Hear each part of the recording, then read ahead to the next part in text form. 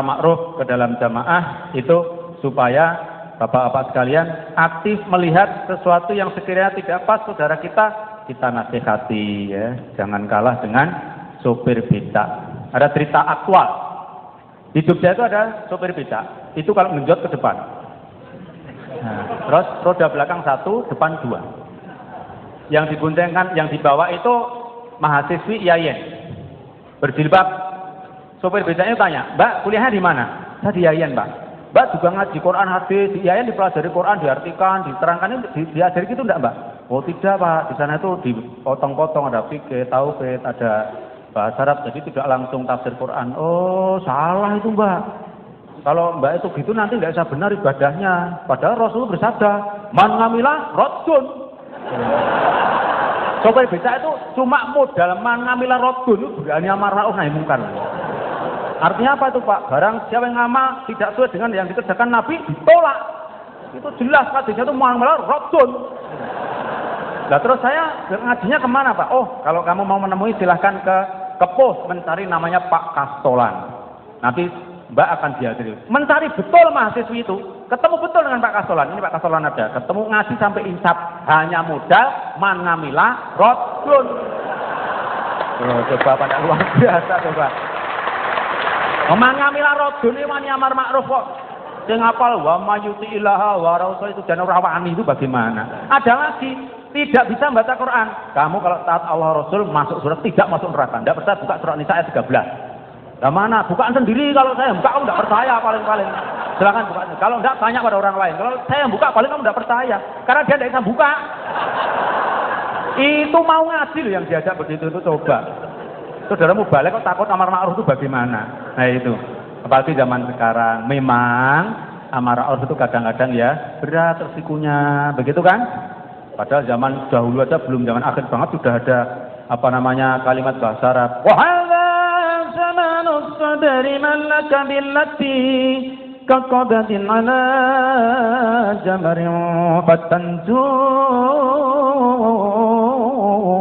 minal billah fatanju minal billah fatanju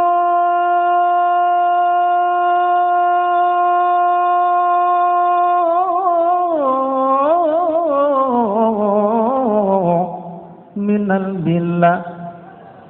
Zaman sudah akhir. Orang megang kebenaran berat megang bara api. Api kalau dipegang set, maka api akan padam, tangan akan aman. Tapi kalau api dipegang pelan-pelan, tangan akan terbakar, bahkan api tidak akan padam. Ya apa tidak? Ya apa tidak? Kebenaran pegang set. Kita tahu orang yang keliru, kita ingatkan. Siapapun tidak pandang bulu dan bulunya tidak usah dipandang. Ini saudara jamaah sekalian. Ya, kalau sudah melihat seperti itu memang ada dua kelompok yang peduli ya. Walau ainan sa'adat latawahhabat sahaibuha bitamin dimau wa huttala dimau wa huttala walakinnaha an qaswati qalbi qahtuha ويا ضيعة الأمار تمشي سبهللا تمشي سبهللا يا ربي أنت الله حسبي وعدتي عليك اعتمادي ضارئا متوكلا mutawakkila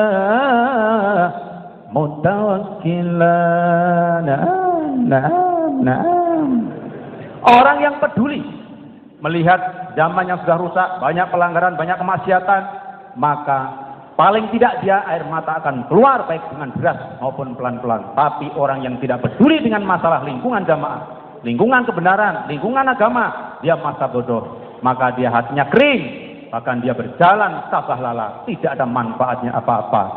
Sehingga orang hanya bertawakal pada Allah. Fa ya Rabbi antallah hasbi wa udati. Engkau ya Allah yang mencukupi saya dan memberitahukannya pada saya.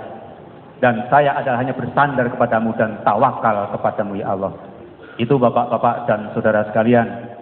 Ya, maka pedulilah dengan masalah jamaah.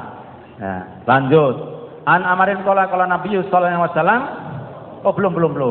Sebagai mubalik ketika amar ma'ruf nahi mungkar pasti mengandung risiko seperti tidak disenangi, dikatakan sok paham.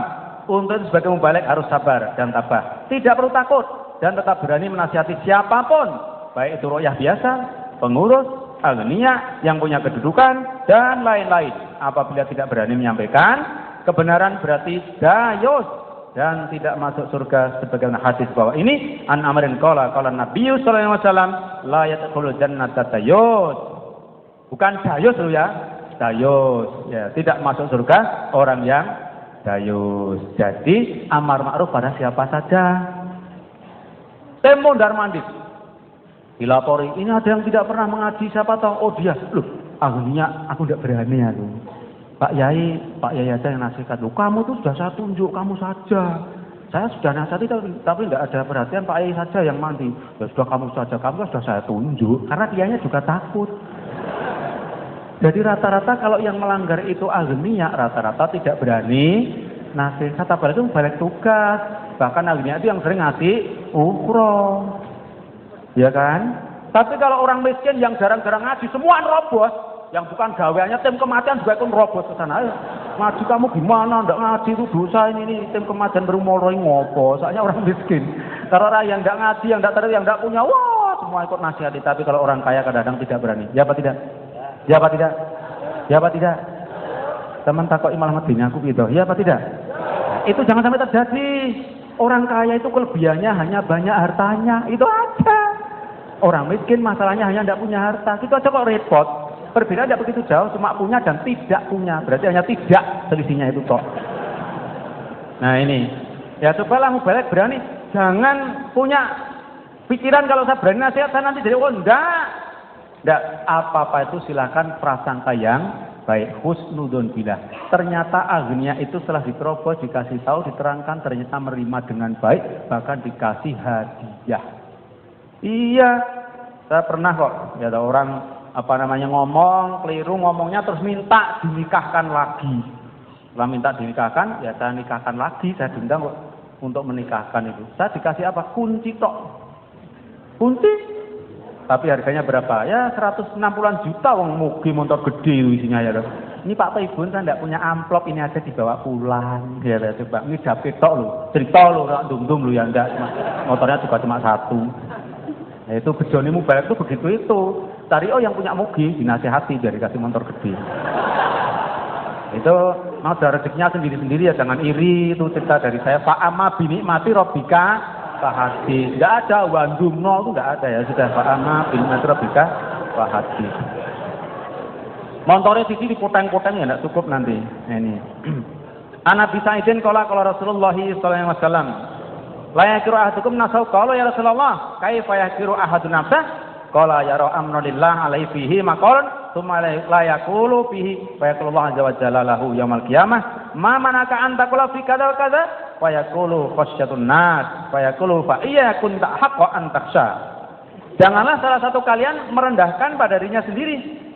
Mereka berkata, wahai Rasulullah, bagaimana salah satu merendahkan pada dirinya? Nabi menjawab, ia melihat suatu perkara Allah kemudian ia tidak menyampaikan seperti perintah Allah. Maka Allah Azza wa Jalla berfirman pada hari kiamat, apakah yang mencegah padamu untuk mengatakan pada perkaraku di dalam ini dan ini? Maka ia menjawab, karena takut pada manusia. Maka Allah berfirman, maka yang wajib ditakuti adalah aku. Aku berhak untuk ditakuti. Jadi kalau bapak-bapak sebagai mubalik itu takut sama Allah kalau melihat kemungkaran supaya diingatkan. Tidak perlu takut kepada manusianya. Kalau dinasihati mau ya alhamdulillah, tidak, bapak-bapak sudah tidak berdosa karena sudah melaksanakan amar ma'ruf nahi mungkar.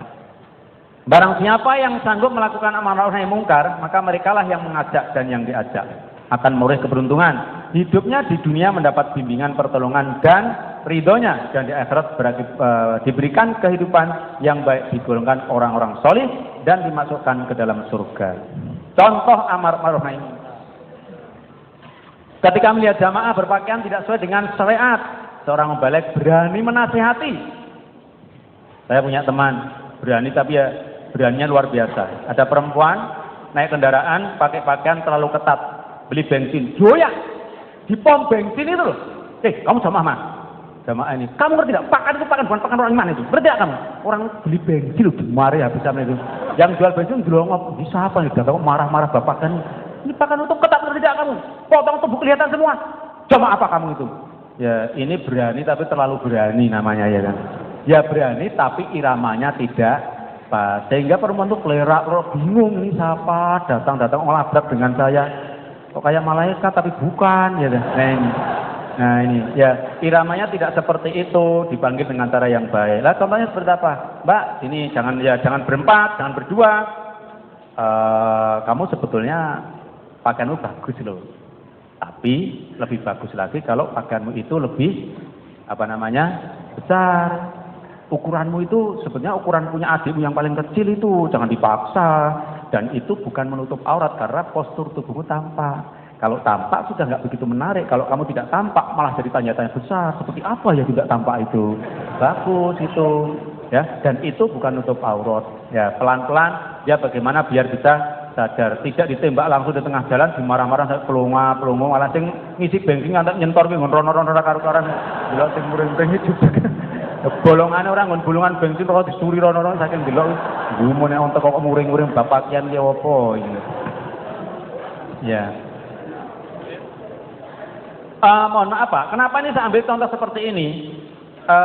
Banyak sekali remaja kita yang memprihatinkan, ya kan? Pakai celana karet, pakai celana pensil, mepit sekali. Orangnya ya kurus, ya. Jadi seperti sodo ngadeg lingak-linguk dan itu. Yang lucu lagi pakai kaos panjang ngepres di atas bokong kaosnya, terus di belakang ini ada jungkat panjang sekali dikantongi gini. Dia kulitnya hitam lagi. Terus kudungnya ditarik ke gulu belakang. Astagfirullahaladzim Mbak, lagu itu wong podu. Wis jane wong desa, dek pakanmu kaya ngono iki piye? Maunya tuh di orang kota ini kebablasan ya. Emang orang desa sekarang itu lucu-lucu ya. Maunya muni orang kota, minuman keras, enggak bisa ember, ya mati ya. Masane saya oke saya bangga ketok kutone itu. Enggak ngerti, enggak pernah ngerokok nyoba. Ya sing panas dimut melonyoh rasane. Rata-rata orang bodoh itu tidak cerdas di mana-mana. Ya. Itu yang sama orang kok jangan suka tiru-tiru. Orang itu yang punya prinsip ya. Orang jamaah itu jangan suka mudah kagum dan jangan mudah gampang percaya, gampang terpengaruh. Orang yang kaguman itu gampang terpengaruh. Diceritain apa nggak masuk akal ya percaya. Diceritani di bawah